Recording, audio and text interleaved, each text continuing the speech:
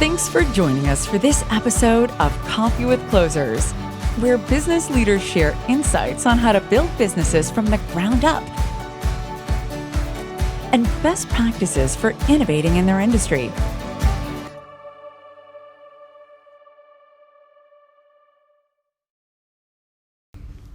Hey Aditya, I'm super excited to have you join me for this episode of Coffee with Closer. Thanks for joining me. Absolutely. Thanks, Samuel, for inviting me. Great to be here. Awesome. And obviously, someone who may not have heard of you, can you give a quick overview of who you are? Absolutely. So I'm Aditya Kothadiya, co-founder and CEO at AVOMA. AVOMA is an AI-based meeting assistant. As we are doing remote meetings nowadays, everyone is in this situation. You can imagine having to focus on the conversation and not getting distracted in taking notes. So AVOMA's AI assistant will record your conversations, transcribe them, summarize the notes, and once it sends those summarized notes to you, you can go back and collaborate with your team members more efficiently. So that's what we do at AVOMA. Awesome. And for full disclosure, One IMS is actually a client of AVOMA as well. We've been Absolutely. using it for quite some time.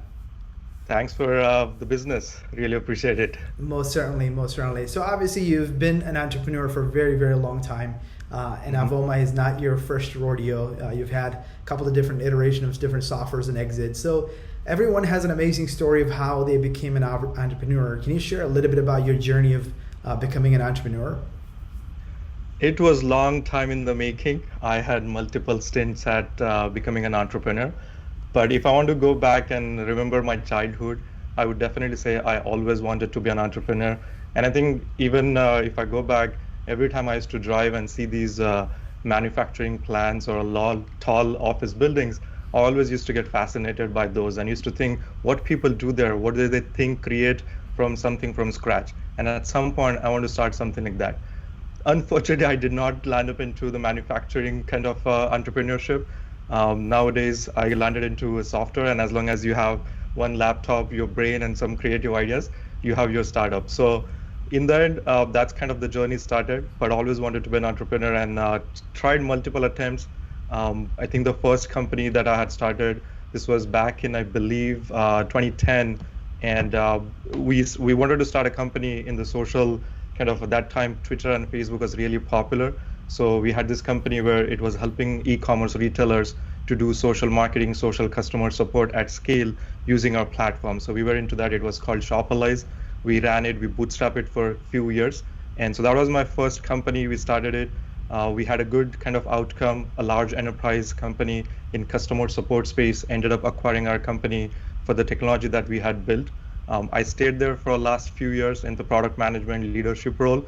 That's where I learned about all the enterprise selling and the nuances, the issues that I found there. And so I decided to kind of start the new company, AVOMA, in that space. Understood. And even starting that first, the Socialize, the business that you mentioned, that was not an easy journey for you either. You had a lot of obstacles before you were able to even get that business off the ground. You want to share a little bit about how that came about? Absolutely. And it sounds very kind of overnight success nowadays, but I remember back then, I'm an immigrant in this country. Now I'm citizen, but when I had came to this country, obviously I was on H1 visa. I was a student first, then got the visa here. And you cannot run your company full-time on H1 visa. That was a struggle I had when I graduated from University of Southern California back in 2006. I knew that I wanted to start a company and I wanted to come to Silicon Valley, Bay Area here in the California. I had, I think, 6 different offers back then, Microsoft in Seattle, Intel in, I think, somewhere else. But I knew that whatever all other offers, companies were great. I wanted to come to Silicon Valley. I came in here, but as you can imagine, on H1 visa, you cannot run your company full time. So I kept waiting for the green card to come in, the permanent residentship. Didn't come it overnight. It took 5 years. And there was a point where at some point I had this strong idea. I had done a lot of customer research back then, and I really wanted to start. And I was so frustrated that I was not able to run this full time. So what I did was my previous employer, after finishing or completing 5 years stint there, I requested for unpaid kind of time off. And what it meant was that I will not get paid anything. There will not be any benefits, health benefits, none of that stuff. So I had my savings for the last 5 years that I had worked upon. And I said, okay, fine. So 6 months, I took the kind of that unpaid leave and started building the product, started doing a lot of customer research again. Uh, all 6 months, build the product. And I was not finished. Obviously, it takes a lot longer than what you expect to build something or even to sell. And by the time I thought I'll have first customers, the 6 months period was getting over. And out of nowhere, somehow serendipitously, I got the news that the green card was actually happening and I was getting green card. And so that meant that I could go back and run this business full time. To be honest, I had not anticipated that would happen at all. I ended up joining back my employer, told them that, hey, I appreciate all the things that you have done for me. But I have to now, I've built this business for 6 months. I have to go and fulfill my dream. And so within like 3 weeks, I again quit the job and went back to the journey. And Samuel, really, when I look back, this was one story. A lot of people who are on H1 visa always think about this, waiting for this perfect assurance and things like that. I always thought that at that time, I did not have all this clarity, but I was so passionate, I was so determined and driven to solve this problem that I did not worry what the outcome could come. And I think the plan B, at that time, I always thought that worst case, I would move back to my country and India and then start business there rather than always killing my dreams just because the green card was not happening. And when you took these risks, eventually kind of somehow the universe listens to yours. They see the hard work that you're doing and the determination that you have, and eventually kind of the luck comes into play.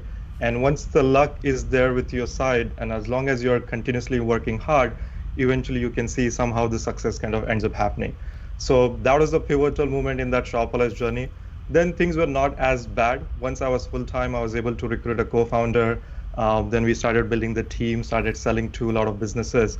And eventually we were one of the top 3 players in the industry. And so this larger enterprise kind of observed that. And so they kind of came in inbound. They wanted to use our technology because they were into social, or in general, the customer support space, but they did not have the social customer arm. And so that's why they ended up deciding buying our company. Yeah, so I mean, you shared a lot about that entrepreneurial journey of especially taking the risk of, foregoing of your real job that was paying you well to really pursue a dream that may or may not come to fruition, but you just went ahead with it. And oftentimes when people see entrepreneurs, when they hear about the tech exits and millions and billions of dollars in acquisitions, and they say, well, I want to start a company, but they really don't understand the nights and weekends and evenings that you did not have sleep to really put a lot of hours into building something that you had no idea whether or not it was going to take off. So that is an amazing story of how an entrepreneur really go about starting something, right? Seeing a big dream of something out of nothing and going about and creating it. It's an amazing story. And you're absolutely right. And I think if I remember back then, we had also purchased a home at that time. I was expecting a baby also at that time.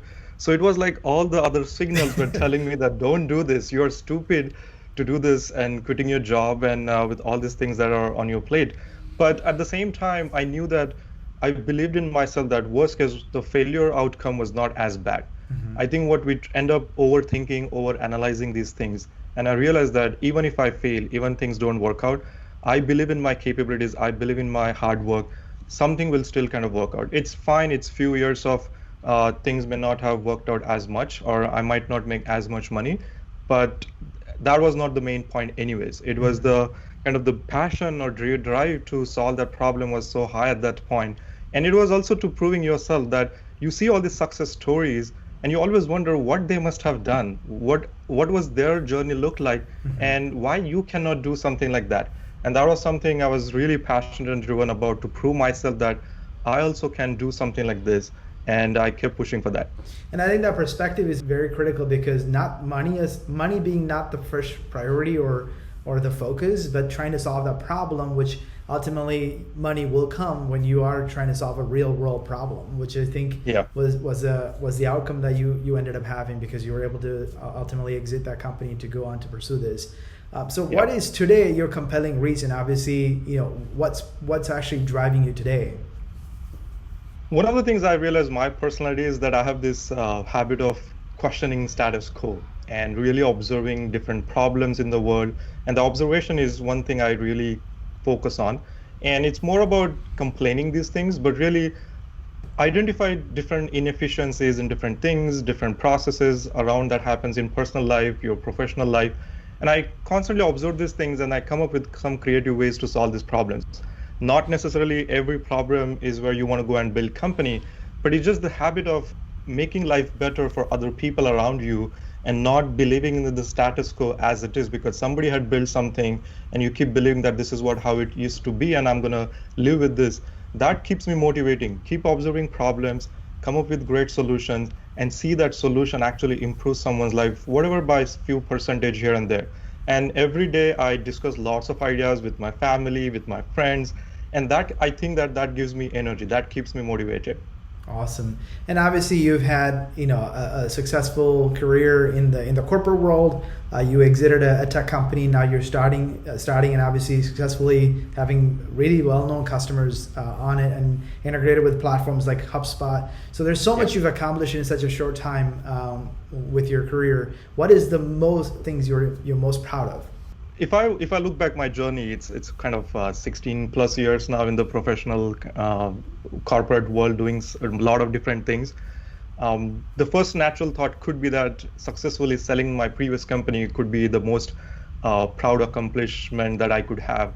But when I think more about it, I don't think that's kind of the most I'm proud about it. When I look back, I still believe that what we're building at AVOMA today and what we have accomplished so far with the small team, very less capital that we have raised compared to our competitors. And when we had started this journey, we had kind of decided that this is a lot complex problem. It's going to take 10 years for us to go and really make the impact in the world.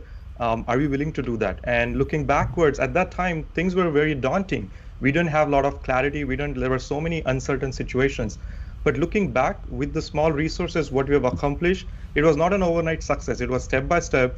But seeing happy customers like you and the many other customers that we have, I really feel proud about what we have built in this industry. And I'm really, really passionate about the problem that we're solving with AVOMA because it's going to impact millions of customers or consumers in general in day-to-day meetings. That is such an integral part of our day-to-day life. And to be honest, I think that's still the most, I'm really proud of what we have built at AVOMA.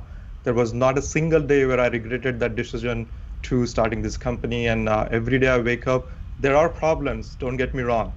There are a lot of moments where I question some of the decisions, some of the things, but still when I look at what we have accomplished so far, it gives a lot of hope, a lot of energy that, hey, even the future will turn out to be like this, the way the past had turned out.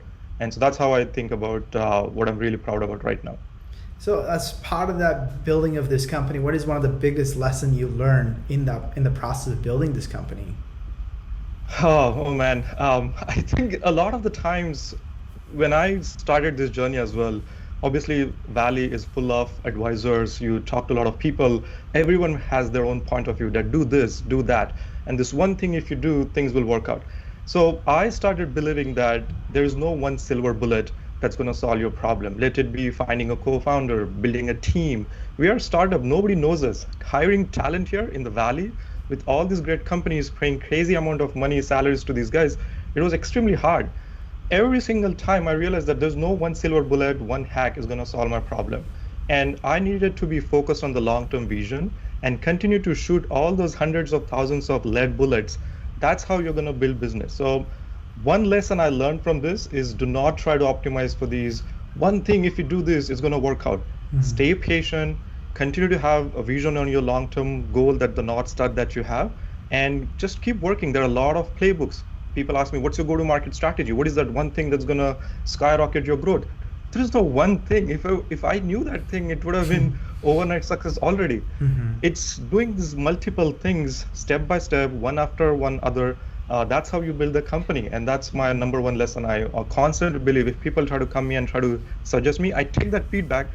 And it's just one of those lead bullets of other 100 bullets that I might have planned. Yeah, and oftentimes I think what worked for one company may or may not work because the target audience might be different. The timing when you came into the market is totally different than when the other previous company who had success doing that same exact strategy. It's almost like when Friendster or MySpace or any of those platforms, when they came, the idea was just as same as Facebook, but unfortunately the timing wasn't right? The technology wasn't advanced as much as we have it today. The accessibility of internet and mobile devices weren't available, so the adoption wasn't there. So that was not a success, but that didn't stop someone from starting something like Facebook in the future, right? And the same way, what may have worked for Facebook may or may not work for a new platform. And I think a lot of times people are trying to adapt what HubSpot did, and let me see if I can do the very same thing, coin a term, and then build an audience, and trying to do what another tech company did in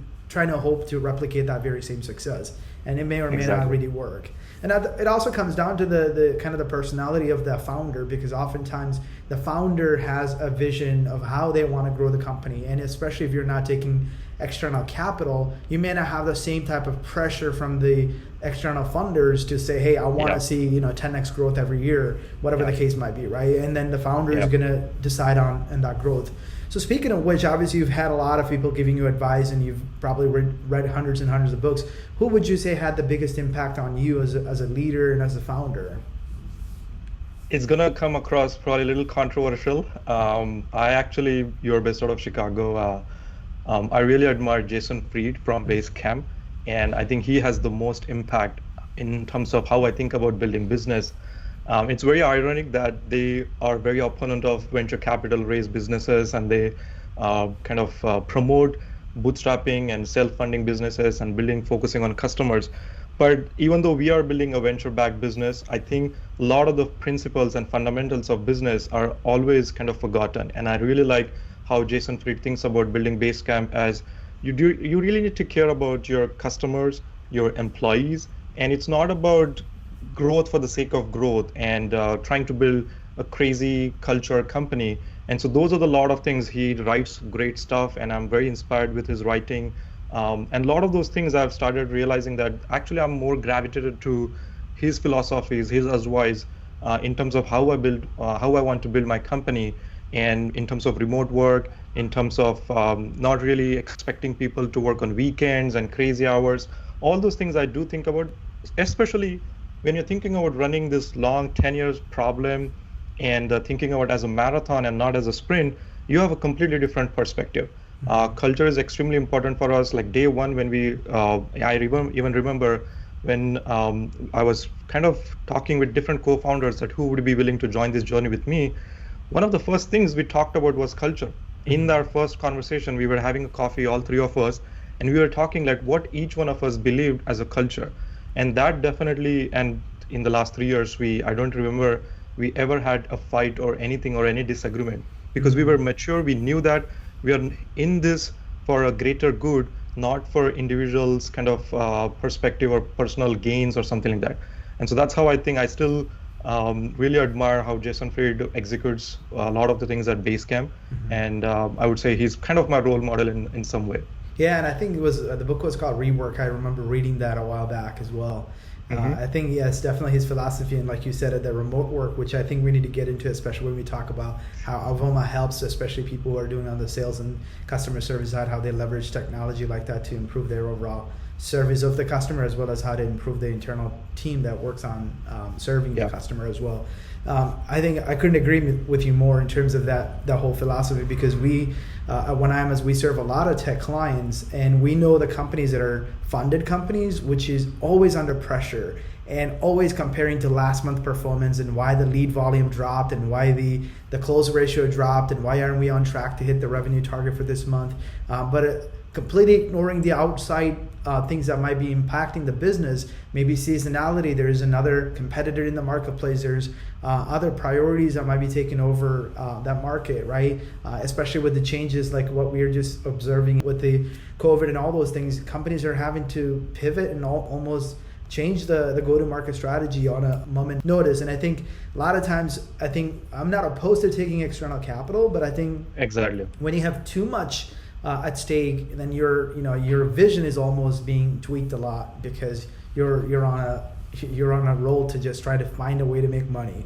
right? And as I said, right, I'm also not against raising capital. We did raise capital.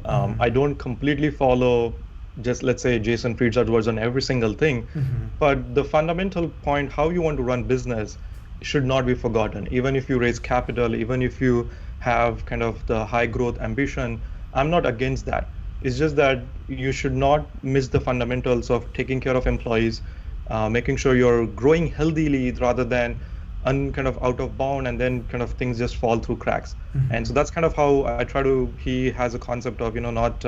I think the book that they had also written was Calm Company, or not a how should not run as a crazy company. That was another kind of lot of philosophies I kind of agree with him. Yeah, I'm glad that you kind of have formed your own opinion on what a good company looks like and what culture is, because that's ultimately what really counts, right? Was there ever a time, you're a tech guy, you've been a geek, you built your own software. Was there ever a time you were kind of resistant to change with regards to technology at all? There is. Normally, I wouldn't say I'm the most advanced I'm not a super early adopter in every single tech trend I would see. But there's definitely one tech trend I was kind of still against, I'm still against, is this whole virtual reality. And one of the things that I kind of don't like everyone, each one of us, including me, is constantly glued to mobile devices. Even if you see in one room, my kids are on iPad, my wife is doing something, I'm doing on something else. So we're already glued to these devices, and I didn't want the world where you're sitting in a room with your family or with your friends and putting a headset and playing some game in some virtual reality. There are applications of virtual reality in some situations where telehealth and telemedicine and education, I think it will revolutionize that world. I'm proponent of that, but I really don't want it to make it as a consumer product for gaming and everything. And I think it will just, we will miss the whole part of being real, connecting with real people who are right sitting next to you. So that's one thing I had received a headset, but I have never used it yet. Yeah, and I think I'm probably with you the same way. Even with all the advancement in technology, sometimes certain things I don't want to give up, right? And I also think certain things, I think it's going to invade more of our privacy. And also just, we already are lacking relationships because we're all working from home and not having real interaction with human beings. And then if we're also going to live in a virtual world, I don't know how that's going to turn out in the long run. And obviously, you've been in the customer service and technology enabled the servicing of customers, and now you're building a platform that helps on the sales side as well as on the customer service side. How has your approach on sales and marketing changed as you evolved and also as you started expanding in your products and service offerings? A lot of things have changed. When 5 years ago, when you asked, back then I was not officially a sales profession. I had built a company as a founder. You're selling every day. You're selling to co-founders. You're selling during recruiting. You're selling investors. But still, I was still considered as a product management leader back then. And at that time, I used to believe that these are salespeople, some great salespeople are born, and they have these kind of talents that are just given naturally to them. Over the period, I've realized that it's not one single person, salesperson's talent that matters to close a deal. It takes a village. When you think about selling, it's not one individual salesperson. How well that person sees certain things during a particular call is not going to close the deal. There are a lot of interaction, a lot of help that you need throughout the process. So over the period, I started believing that sales is definitely a lot of science and some bit of art as well. And both science as well as art are learnable. So if you think about science itself, there, as I mentioned, it's a process. If you identify that discipline of what different multiple steps that I need to do, I need to be diligent enough, I need to be organized enough. All of those things take care to really make sure that the sale process is executed really well. That's where the science comes in. When you think about art, even there as well, I realized that I can learn to be empathetic. I can improve my listening capabilities. And if I really put myself into our customer shoes to understand what they really care about and try to empathize that and try to really solve their problem, if I turn that hat, I think you can really be a great salesperson. And so the whole concept I used to have is that, hey, there is this mythical, awesome salesperson that you need to hire. I realized that no, you can be yourself as a great salesperson. Obviously, you have to invest in yourself. I've read lots of sales books. Yes, it's a theory, but there are situations when you can kind of remember those theory elements and you can apply in your day-to-day practical life. And you get better over the period. And that's how I realized that those are the things I constantly believe. Sales today is a lot about process. It's a collaboration effort. and plus personal investment into your personal kind of becoming a great empathetic and charismatic person as well. So if you kind of combine these two things and work towards these both things, you could have a great sales kind of motion in general. So talk to me a little bit about how you enable, how can a sales organization utilize technology as an enabler to improve their overall performance as a team? That's a great question. And I think especially when we think about what we're building at AVOMA, it's using artificial intelligence, it's automating a lot of things. And when we had started this journey 3 years back, people are like, oh, are you going to replace my role, or are you going to take over my job? And it's always about, AI is not artificial intelligence or automated intelligence. It's actually augmented intelligence. The way I think about it, there are certain tasks, low value tasks, that should be automated. Why should human who has the highest kind of cognitive abilities should spend their time on these low value tasks? And there are certain high value tasks that humans are great at doing, but it takes a lot longer for them. These are things inefficient. In those situations, technologies like AI could assist them, augment their workflows. And so when I think about our specific use case, let's say AVOMA, what we're really helping people to stay focused on the conversations, listen carefully, be present, don't get distracted in taking notes and scribbling down something. And at the same time, you're confident that you're not going to forget important information that customer had shared. You always have something that you can go back and understand if there was some subjective bias that you had. Now you can be more objective going back and listening to the recording. You can collaborate on that information that was available. People were there in the room who could not understand what was the feedback that customer shared or your prospects' requirements. You can create those moments, share those snippets, important moments, and collaborate much faster. And so what we are seeing the change here is, and one of the things that I have been proposing and promoting is also called system of collaboration.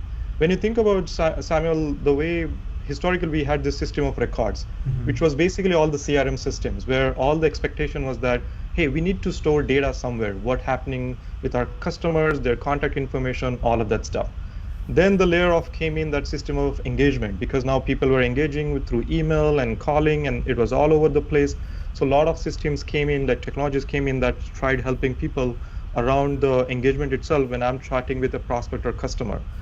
Last few years, we have also seen companies in the system of intelligence space. Now it's about activities, that are you able to monitor different activities, what people are doing, how many calls they're doing, how many emails they are sending.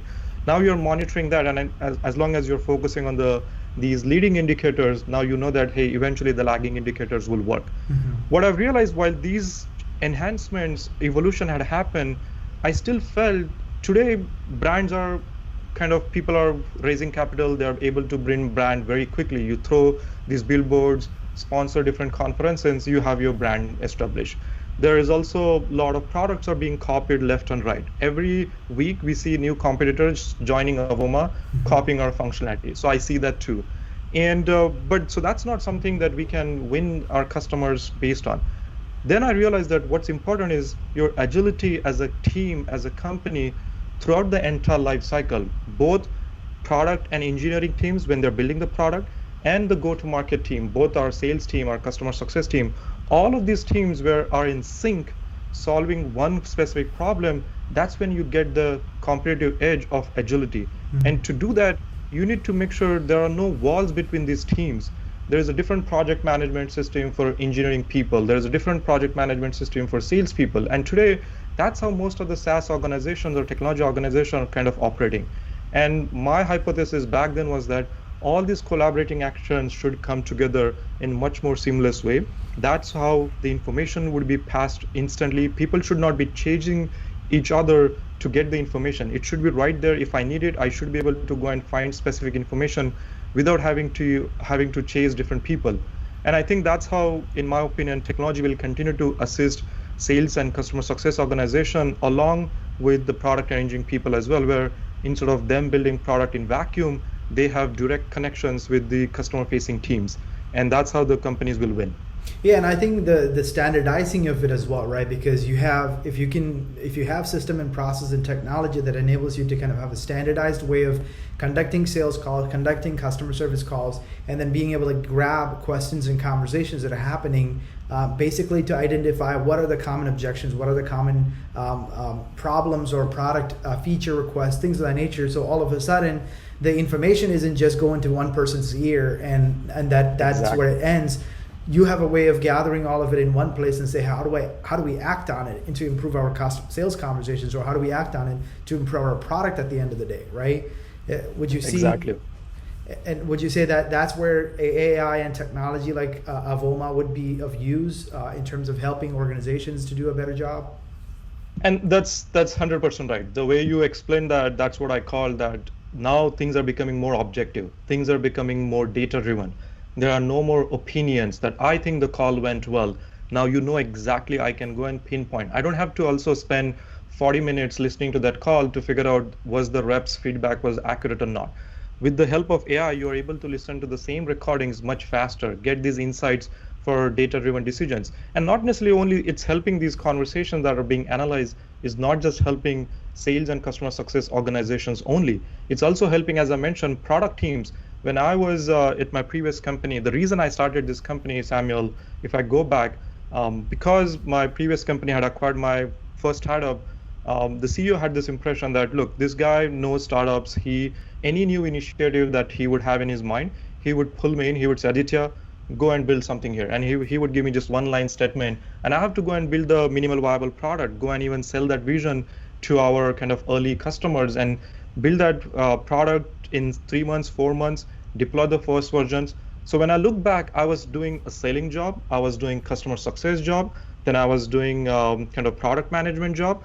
And all those deployments where I had kind of crystal clear clarity that what was happening in each of these interactions with our customer.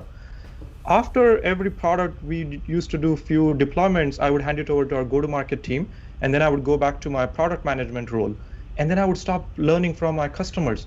I would not have any visibility what's really happening in these conversations. The sales and customer conversations started becoming a black box to me. Mm-hmm. People used to say, oh, I have data entered into CRM, which we didn't have access because obviously Salesforce was expensive. So it was such a painful experience, and we were building products in vacuum. We were not building products with data-driven decision. What's really happening in customers? What features are being asked? How are there, when I explain certain features, where is the aha moment? Where is the wow moment? Maybe I can highlight that in our marketing messaging, marketing copy. And those are the moments I realized that we were missing. And interestingly, I had an experience in building these AI-based products in other domain, in the customer support domain. So I thought, why don't I leverage that knowledge that I have and apply into this industry, this kind of specific problem? I was observing B2B selling and customer success kind of experiences. And I also noticed the finger pointing happening as well, because the sales reps say, oh, it's because we don't have that feature. That's why they said they didn't buy, because they don't have that feature in it, right? And then that constant back and forth finger pointing to tell why somebody didn't buy or why they think the product isn't catching on. Which I believe technology is going to help avoid some of those misconceptions and misunderstanding, and hopefully it will improve the way that we go to market and how we sell our services. So the question that I have is, obviously you're learning a lot in terms of technology and how it's helping your organization to do better, and how you're obviously learning a lot from just seeing how people are using a product. I'm sure in the process you're probably hearing a lot of advice from people, and also hearing from colleagues and things of that nature. Are there any bad advice you heard that stands out to you? There is one really pathetic advice I remember, and this happened multiple times, and it's actually very timely, knowing what the state of the world right now we are in. And this was an advice when I was starting. I'm an Indian. I was an engineer as well. So think about the situation: an engineer with Indian kind of background, trying to build a product for sales community and trying to sell product for the sales community. Mm-hmm. All feedback in the early days, and this was potential investors and VCs were telling me, you need white sales guy on your team. Mm-hmm. And I hated that advice. Mm-hmm. It was such a racial, dumb advice. And over the period, I realized that, and to be honest, again, because I heard that multiple times, For a period, I thought that's probably true. I should do that. And I let that sink in for a while in my mind. But over the period, I kind of convinced myself that that's stupid. We need to prove them wrong. And we need to continue to groom ourselves to become a great salesperson, which the earlier point I mentioned, it's learnable. It's not that there's no mythical born salesperson, great salesperson that we need. And knowing, as you see, where we are talking about Black Lives Matter and all those things, the racial injustice in general, I realized that that also happens in this community as well. And that kind of was one of the stupidest advice I had ever heard. And I'm glad that I did not believe in that for a longer period. But yeah, that's kind of, I can tell you, that pops up in my mind every time somebody asks me what is the bad advice. That takes the number one rank. And obviously sometimes, those things will influence your hiring decisions and who you bring into certain roles and all sorts of other things like that.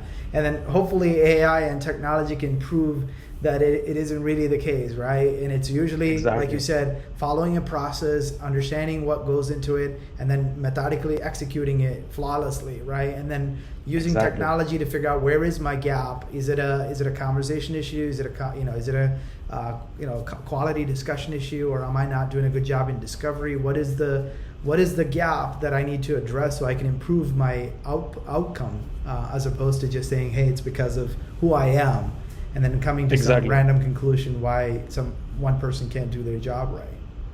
Exactly. So, and as I said, right, if you have that mindset, it's you can actually go and learn these things. Yes, there are certain great people who have already done it, but I just didn't like that stigma that you need these specific kinds of people only. But yeah, you're absolutely accurate on everything what you said. What is an advice that you have for an aspiring entrepreneur who is trying to get started? What is an advice that you would give them? I would say that take a leap. Don't overthink it. I think a lot of the times when I talk to people, that they're trying to find a path, the golden path, that everything needs to line up in a particular way. That's not how it's going to happen. You jump, you constantly figure things out. You will never have, obviously you have to have some plan. As long as you continue to work harder on yourself with the growth mindset, take help from others. But I still believe that jumping is the number one advice I will give them, especially when you said that aspiring. If you're aspiring, that is the number one that's blocking you. Remove that word to be an aspiring and become an entrepreneur. Become an entrepreneur by jumping full time into any problem solving that you could do. We overthink that what would happen if I fail? What would happen if it doesn't work out? If you believe in your own talent and your skills and your ability to work hard, why would you stop? Maybe it will take longer, but eventually it will work. And even if this one particular idea may not work or one journey may not work, something will work. One of the things I remember that my first company, when I started, I left that job and I started doing Shopify's first time. And I started meeting with a lot of these executives, co-founders, leadership people for advice at that time. And I started realizing all these people were also asking me to become a co-founder on their next journey. And I realized that I did not have all these opportunities 2 months ago when I was working somewhere in another company's full-time job. All those opportunities became available because I was in the field. They observed that this guy took risk. He's already left his job. He's already doing something interesting. And they were trying to convince me to become a co-founder in their journey, who were already successful. Interestingly, I did not listen to that path as well. I continued to wanted to build on something on my own. But that's kind of how you would see that things will work out. You will get new opportunities if you're in the field. If you're not in the field, you will not figure out how to solve this problem by just sitting in your own room. So talk to me a little bit about the mindset. You talked a little bit about the growth mindset. And I mean, especially as an entrepreneur, you have to have a strong mind focused on, right, solving the problem and continuing to pursue it even when things don't seem to be working out well. So talk to me a little bit more about the mindset that you need to have. I think the number one thing I still believe what helps me every single day is this growth mindset of continuous learning. And it's easier said than done, but am I being open-minded to continue to hear new ideas from people, from books, from videos that I've watched? I try to make sure that the time I spend is gathering these positive kind of thoughts and positive frameworks that other people have done. And through that process, you realize that the after effect I've realized was that I'm more optimistic now. I don't kind of get discouraged very easily because things are not working for some short period. I know that eventually there have been multiple situations where other people have solved problems. They have come across from diversity to achieve some really amazing success. And when I, or kind of in general, when I think about these different situations, what other people have done, that gives me confidence that if you follow these different practices and all the great theories out there, eventually things work out. Mm-hmm. So for me, it's not really getting discouraged by some short-term failure.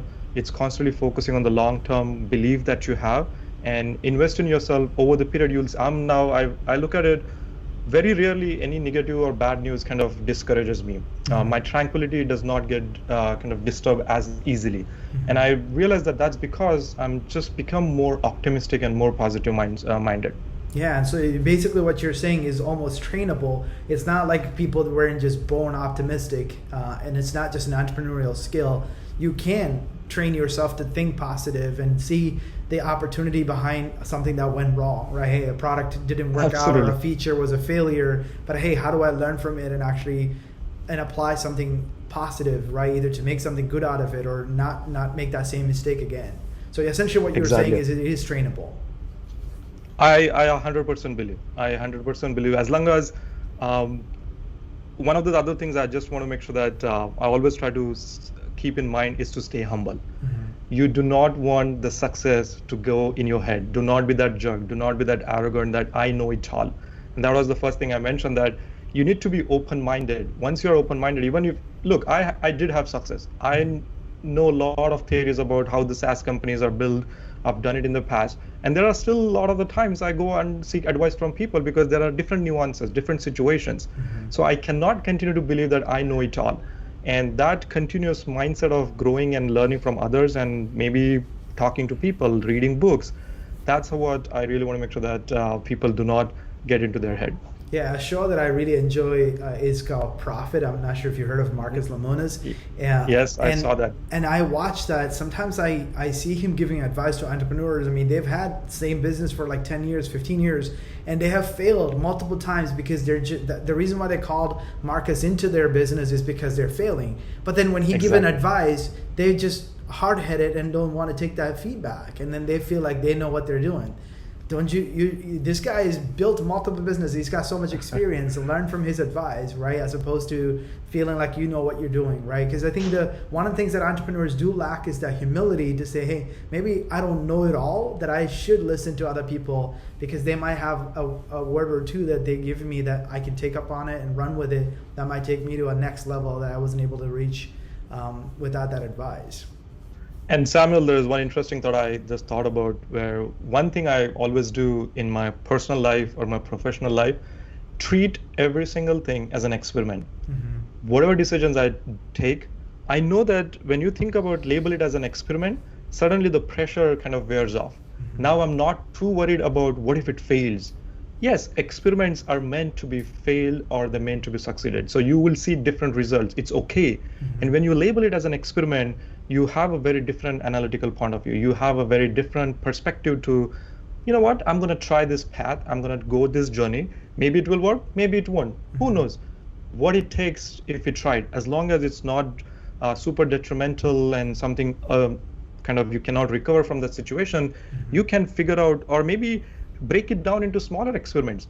And when you take both personal decisions and professional decisions with that mindset, that's where the positivity comes in. That's where I do not let my negativity kind of obstruct me into making these decisions as well. Understood. And obviously, with regards to kind of like you mentioned a lot about, getting advice from people and things of that nature. Have you ever kind of put yourself in any mastermind groups or anything like that because I hear a lot of entrepreneurs are part of like mastermind groups and things like that. I have joined different groups early on as well. There were founder kind of forums where other people would give us advice and we would kind of learn from their stories. And that's another thing, like you get inspiration by listening to other people's stories, that not every single story, as you mentioned early on, is overnight success. When you see that, you believe that maybe what's happening in my life is relatable to them. So that definitely helped me. I haven't still taken any personal coach yet. That's something I have talked about it a couple of times, but maybe something that eventually I need to invest in it as I've seen a lot of people are now taking CEO coach, and because obviously the way I still make decisions is probably not the most effective way of doing certain things as well. So there are still a lot of things that I can improve, but honestly I haven't invested in that yet. Still continue to invest in myself by reading books. Mostly that's my primary way of learning, and also talking to other founders. If I have a question, I'll just shoot them email, look for their advice, and that's typically how I'm working right now. And I know a lot of times when you have smaller, when you're especially a startup or a small business, when you're running it, the business founder has to kind of operate both as a leader as well as also as a manager, trying to oversee the team. So it's a function that you have to kind of constantly switch between, because the bigger companies have the luxury of the leaders are just a visionary, big picture, don't need to get into the weeds with all the other stuff going on, and it's a lot better function, right? And then you look at them and say, well, I wish I can do what he does. But you don't understand he's got a hierarchy of team behind him that are managing hundreds of other functions within that company. So how do you manage and balance that between the leader function and the manager function? I think if I try to even understand what the differences are between these two, right? So when you think about leaders, as you mentioned, they have this vision. They are inspiring people for some kind of greater good. And I think they need to focus more on telling why that we need to go in that direction. If they do that job really well, that's what I really think about what a leader is all about. And when I think about manager, it's more about instructions. Managers are not inspiring, but a lot of the times they're instructing people that this is how it needs to be done. This is what I need by this time. And so it's the hows and whys that they get kind of bogged down into. A lot of the times I genuinely want to operate into the leadership mode, where I want to tell the story to people that why we exist, what is our vision going to look like in 3 years, 5 years. I tell them stories that what that greater world would look like once you see that. And then people are inspired based on that. Then they know what they're doing today, the day-to-day tasks that they're doing, how they map to that greater good, greater vision that we have. Mm-hmm. That's my job. I spend a lot of the time in telling that story again and again. And it's again, I do that in one of our, we also call our all hands as all minds. Mm-hmm. It's not just the hands, all minds are involved in that, where you're creating or kind of discussing great ideas there as well. A lot of the times I talk about these things in our all hands meetings. We also then, I re-emphasize that with individuals in one-on-ones as well, to make sure they're 100% bought on, they understand where we are going. And then once they understand, they will do those things. But to be completely honest, there are times where things don't get expected as per your wish or as per what you had envisioned. And maybe it's your own fault. You did not clearly communicate that. You probably did not give a lot of information, and then eventually you have to step in. Then you have to get into the management mode as well, where you have to instruct people to do certain things in certain particular way. Mm-hmm. I don't think it's a bad in a way at all, but as long as you find a good balance where focus, try to be mostly on the leadership side, but once in a while you need to bring management aspect as well. Because look, to be honest, as you know, as a founder, no matter what, you probably care about every single detail, every single day. Mm-hmm. A lot of the times, that's what on top of your mind is going to be. You cannot expect the same level of mindset is going to be for all your employees. Mm-hmm. And so you have to put yourself into their shoes to really see, maybe they're not thinking with the level of kind of context that you have. They might not have all the context. And in those situations, you have to kind of step in, give specific instructions, give additional context so that they can do the job the way you were expecting it to be done. Yeah, and I think for me personally, the managerial function is a very draining function, and whereas the leader function is a much more energizing, because you got the big vision, you have the strategy, you have the ideas, and if you have to actually manage on how to get that done, that drains your energy because it takes you away from your core competency, and it just like that's not something that excites me sometimes. So it's a very fine balance between functioning that, especially in a small organization. Yeah. Yeah, very well said. So I have a question, obviously, because especially with all of us being super busy with, playing multiple functions like we just talked about, are there any productivity hacks that you have that you can share with our audience? I just actually wrote about this recently, which I observed when I was the most productive. Mm-hmm. And I realized that it was when I had the best energy. Mm-hmm. And then I started reverse engineering. What does that mean? And then I realized that every time I talk about ideas, and ideas necessarily doesn't mean that the startup idea itself. Mm-hmm. These are just even beliefs, like, hey, how the world works, why these things are happening in this particular way. And when you discuss these ideas, and try to think what could be the alternative to this greater idea. How could we have like a better world with different kind of perspective in the world? I realized that I get a lot more energy discussing these ideas versus discussing people, talking about them, gossiping about people, or talking about all the negative events that are happening. Again, it's a very controversial probably thing. I don't read a lot of news. I don't drive myself into everyday political news, because when you think about it, it's all lot of the negativities out there. And I try to avoid myself to not focus on the events and the people, but focus on ideas. And as they're very similar the way you said, I felt people and events kind of drain your energy, but ideas give you energy. And when you have great energy, that's when you are most productive. It's not you want more time, it's when you have the right energy, even for that shortest period, then you would be the most productive. And so that's kind of, I've realized that that's my productivity hack. Yeah, and I think Elon Musk may have touched on this on some videos that I watched about him, and he says that that's what he does. He's always thinking about big problems and big challenges and trying to figure out a way to solve it. So that is his way of like almost relieving himself from the stress of the world. So I think that's what I guess great entrepreneurs do, is try to figure out, hey, what can I solve as opposed to worry about somebody else's petty differences. So knowing what you know today, with all the experience that you've accumulated over the years, right? Would you do anything differently if you had to do it all over again? Great question. But I think honestly, I wouldn't actually give any different advice, to be honest, Samuel. I think the life turned out to be pretty okay, not the best, not the worst. And I think what I have become, who I've become, is based on what the journey, how it folded. There were a lot of ups and downs, but I believe they were all important in my life. And I don't regret any decisions that I've taken. And I think it's just, if I look back, I took the best decisions at that time with the resources I had and the situation I was in. So it's not great to retrospectively think and wish I would have done this differently. Who knows what that path would have landed up into? There are so many hundreds of paths that I could have gone into. But I think I'm happy with what I've done, and I think I would have repeated the same journey again as well. Any final word of advice for our audience?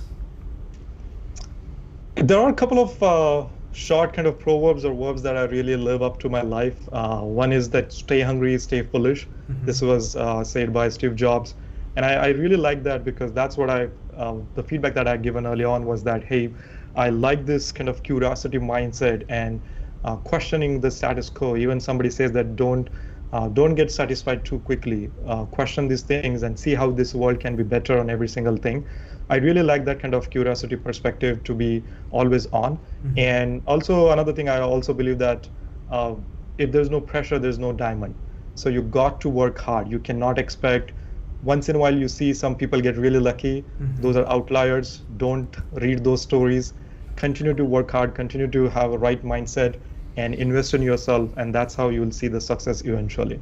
So those are the kind of two parting kind of principles I will live with the audience, which I live with every single day. I'm so happy that we did this together. I could have asked you 100 more questions about technology and how it's going to help us do much better job in terms of serving our customers and selling our products and services better. But Aditya, I appreciate you taking this time to share some of your wisdom and knowledge with us. Thanks again. Thanks, Samuel. It was really great pleasure to have on the show, and I'm excited just looking at retrospecting my own journey as well. Thanks again. Awesome. This episode of Coffee with Closers is brought to you by One IMS, a leading digital marketing agency helping businesses win new customers. To request a free marketing ROI audit, please visit oneims.com. If you enjoyed this video, please share it. To make sure you never miss an episode, please subscribe.